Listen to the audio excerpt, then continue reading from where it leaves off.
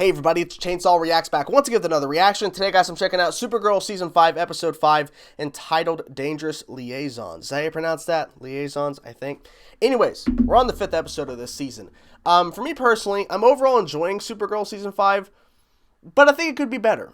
And I'm not really sure what it is, because I'm trying to think, because I'm overall enjoying Batwoman, and I'm really loving Arrow, and I'm really enjoying Flash. I'm kind of loving Flash, too. I mean, it's pretty damn good in my personal opinion. But something that I think Arrow is really working with, and Flash is also working with quite a bit, is the fact that Crisis is looming over the heads of those two shows. Now, I'm surprised. Now, maybe in this episode, maybe this will change, but like, I would think at some point, because the Monitor showed up at the end of Season 4, you would think he would have showed up at this point to maybe mention Crisis to Kara? Something, but it's, I don't know. And obviously, the Crisis looming does not make a show good during these current seasons of Arrowverse shows. That's not the case. I'm just saying I'm surprised it hasn't happened yet. But James is gone, and Lena, who modified that, what was it, Phantom Zone projector, whatever that thing was when she came in, it wasn't good to ask her to come in, but they did. Because they don't know that she's working against them.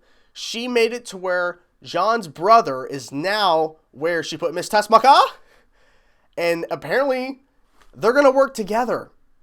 So, this is crazy. So, I'm really digging that aspect.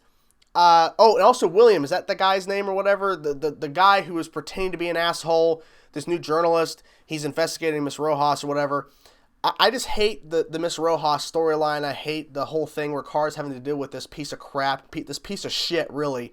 I don't like that. Maybe that's what's really bogging me down from really enjoying this season, is because they're overly hitting you over the head with the fact that you're supposed to hate this woman, Miss Rojas, and it's all technology based with the, like, basically virtual reality shit or whatever they're doing. Maybe that's why I'm not really enjoying it as much, as I think they could be doing more interesting things. So I'm hoping there's a turnaround at some point where I'm going, it's okay to, yes, this is what I'm talking about. I want to get to that point, you know what I'm saying? So anyways, guys, here we go. Supergirl Season 5, Episode 5. Let's get into it now, see what they show us. Let's go.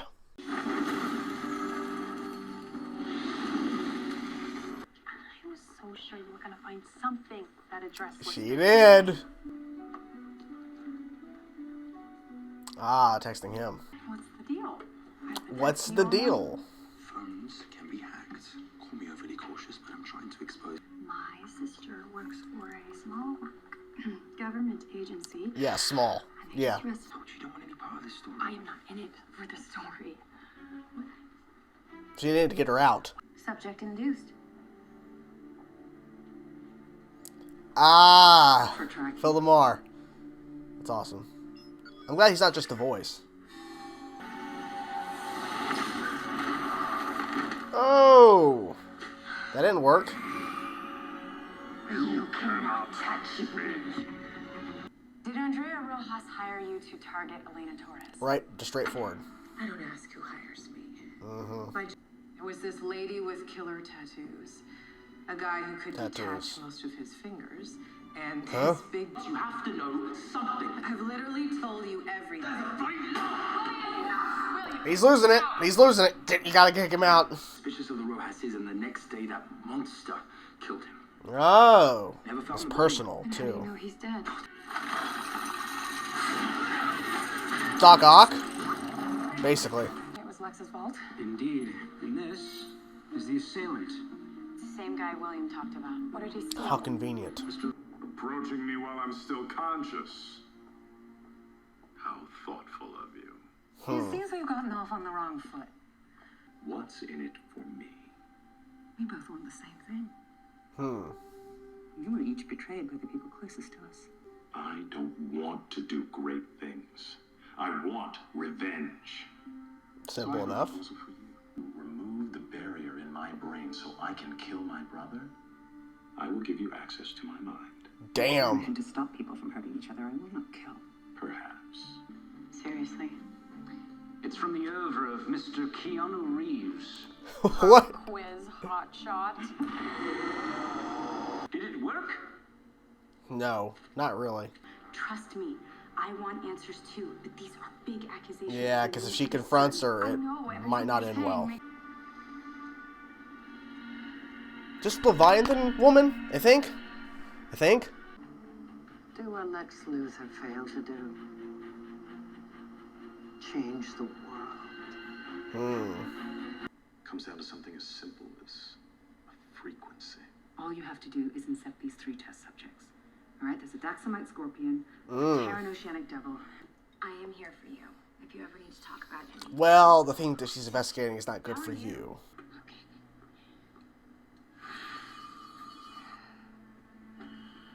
William, Carla, you I'm looking for She's like, I just like, walked on in. Scanned around. What the fuck? some sort of chain and... Hang on. Wow, I'm crazy about that. They got secrets. Not that dead body. Secrets. Secrets are never good. You know. Stop! Where's Russell? Dead. Damn. Please get down. There's no body. There's no... No body. Wait. Is that guy that he saw, was that Russell? Was that the... It's probably... Yeah, probably the same guy. Rip roar! Rip roar! I believe that's the guy. And I know you killed Russell Rogers. I believe he's Russell. He's Russell. Jesus Christ! Yeah. That's what Rip Roar stole from the satellite base. Yes, the combined technologies create an energy beam 100 times hotter than the center of the sun. Jesus. And she got shot with that? Got to be stopped. Ooh. Call a guy to repair that. Hey! She fucked up again. Well done. He almost broke there. Now our final test.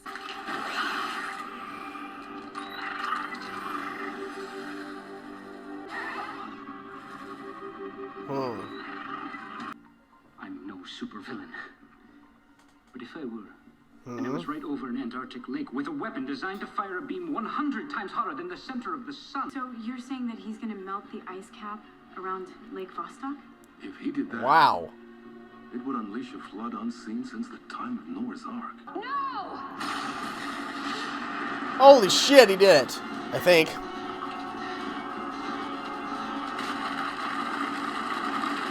Which part of the Pacific Coast? All of it. Jesus. Leaving so soon?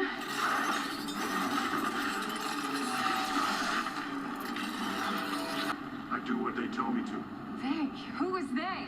That geyser is pumping out 3 cubic miles of water every second. Jesus. At that rate, every coastal city in the world will start flooding in 12 minutes. The loss of life could be in the billions. Welcome. Welcome to the communal dream. It's fucking weird. It's a pretty cool shot. I did find something. Uh-oh. His name is Russell Rogers. Uh-oh. What? All about the 2 of you. What did you do with him? I don't know what you're talking about. I know about O'Connor and Breathtaker, but you're not going to get away with it any longer. Because I am going to destroy you. Oh, shit. The last thing I do. Oh, it was all... Okay. This is going great, don't you think? Damn.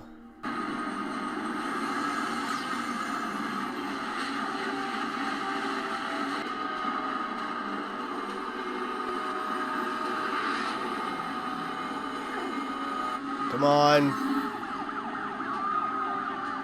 She's like, what the fuck's going on? Woo! Nice. Look at this shit.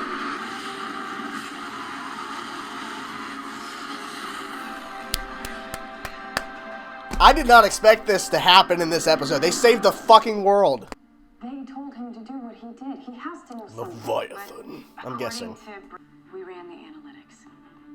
Flooding the West Coast would have taken out Obsidian North's manufacturing hub. And if you and John hadn't stopped that geyser, then if it wasn't Andrea and the row houses, who was calling the shots? Leviathan. Someone has to be behind this. Leviathan. We had a deal. And if you intuited anything about my research, you'd know that. Oh. Oh, shit. You like it here, don't you? Yes. I like it here. like it very much. A Shale XG1000, so you can be my writing partner. It's Russell. Figured. It's not. You've really outdone yourself with those contact lenses. I hear they're as omnipresent as one of our plagues or floods. That was you yesterday? Leviathan is everywhere. And our Yeah. problem has come up, and we need you to fix it. Okay. So, I'm not sure if that ending confirms that Rojas... Maybe she does. Maybe she is involved with Leviathan or shit, or she knows what Leviathan's doing. Because she was in the car. That old lady was in the car. Does she have a name? I'm trying to remember. I don't remember her name. Anyways, I'll just call her Leviathan Lady for now, until maybe someone says what her name is. But, so they were introducing Leviathan slowly through these assassins that were popping up earlier in this season. I don't remember if I've mentioned it before, but like, they introduced Leviathan in season 4, and then it's like, what happened to that storyline? They've been slowly seeding it in. I should have guessed it sooner that Russell and Rip Roar, is that his name? Are one and the same. I should have guessed that, but I wasn't sure until that close-up shot after we had that flashback scene of William and Russell at the bar or whatever drinking, and then we see that close-up shot where he goes to his house the next day, and then he comes out of the room, and then you see the side profile. I'm thinking, yeah, it's probably Russell. I should have guessed it sooner, but I didn't really think of it. But it seems maybe William is off, but maybe not, because maybe Rojas is involved. But they pointed out too, and this is so crazy. I did not expect this episode to go to the level of billions of people could die. Like, the escalation went from, like, all the way down here to bam, in the span of, like, a couple of minutes. So bizarre they did that. But they found a way, in a sense, to prevent it with Dreamer on a pier or whatever. And then we had Supergirl, Kara, and John, not Martian Manhunter, just John, which I guess because they had to spend all the money on the CG effects for the tidal waves and shit, and all the stuff falling around and stuff, and people running around going crazy, spending money on extras. And then when they're flying around, all that CG, they couldn't CG him as Martian Manhunter. Same thing that happened when they had his brother. They had to turn him into Phil Lamar. I think that's the actor's name, who Green Lantern, of course, from Justice League animated series. And it's cool that he's talking kind of like Green Lantern. I mean, that's kind of his own voice himself, but still, sounds kind of like John Stewart, Green Lantern, as he's portraying the brother of John Jones. But, so they had to find places to stop the CG effect of Martian Manhunter or a Green Martian over somebody to then use it on other things, including those animals, or that one animal that he controlled. We have things about that in a second, but I was not expecting world-ending catastrophic mayhem. That's the level of threat we were at in this episode. I did not expect it. But they used it to tie into William and the fact that it's a personal situation, why he's involved in this for 2 years, trying to investigate Miss Rojas and all that kind of stuff, and tying in with Obsidian or whatever, the company launching this stuff virtually, and everyone's standing around like, that stuff in their eyes. Clearly, they don't, like, once you're in there, virtual reality, everything around you, you don't know what's going on. Someone could just kill you, and I guess you would no longer be able to function in the virtual reality. But you get my point. They had no idea until they got bumped and realized, oh shit's going on. They were just standing around like, oh, this is awesome, virtual reality. And by the way, this fucking tidal wave's coming in, it's going to kill you. They don't fucking know. So, William was brought in by Kara. Kara's like, oh god, this sister works at a small government agency. No, not true, but still, they got in and asked some questions, and it was interesting. It was interesting for sure, because at any moment, things could slip up, and then he finds out. I think William will find out eventually that Kara and Supergirl are one and the same, but not really sure. Okay, so let's talk about Lena. Malefic, is that how you pronounce his name? John's brother. He should have assumed the deal he was making with Lena in order to find the right frequency, in order to control people, and everything, basically what his powers is as a Martian, Green Martian. He should have known the way that they were kind of at as he said, an impasse. That Lena says, okay, your terms are fine. But no, it's not really, because she's trying to prevent people from killing each other, hurting each other. So his whole point about, I'll let you do this, but you gotta remove the block in my mind so I can kill my brother. She didn't do it. She has now become basically him, because she controlled him at the end. Her eyes got green. I'm like, oh shit. So Lena has now ascended to this next level. It's pretty insane for sure. What else? Kelly was trying to figure out this date-iversary thing, and she was supposed to get this gift. I'm noticing that I would notice, especially because I thought Kelly might, I don't think they mentioned James one time in this episode. I don't think so. I'm trying to think back. I don't think they mentioned him once. A huge character from the pilot of Supergirl. We're 5 seasons in. He is gone and no mention in the next episode after he's gone. No mention whatsoever. I started having a little bit of a fear. A worry, if you will. And I'll explain it here. Hopefully you guys understand. So don't start commenting immediately and just let me finish my statement. I started having a fear when Kelly was in the bathroom crying because she's like, my fiance died in the line of fire, in the front lines or whatever. It really affected her, and you could obviously tell. Then she was talking about how Alex is out in the field, and I got scared that she was going to mention, I need to find a way to help protect myself and help others, like Alex does in Supergirl. I'm thinking, not everybody on this show has to be a superhero. I was like, oh no. I hope they're not going that direction with her. Just because not everybody on this show has to be a superhero. You know what I'm saying? But most everybody who we pay attention to is. And I feel like it gets to the point where it's too much. I've mentioned this in other shows before in previous seasons. I just feel like not everybody a part of a team or a part of a show needs to be a superhero. It's too much. It's too much. You start doing that, then you might as well call the show something else instead of Supergirl, because now we have all these other characters who are heroes too. So that's what I'm saying. But the thing is too, I'm glad that they're giving Kelly. Well, she really didn't have much more to do besides just being Alex's girlfriend in this episode.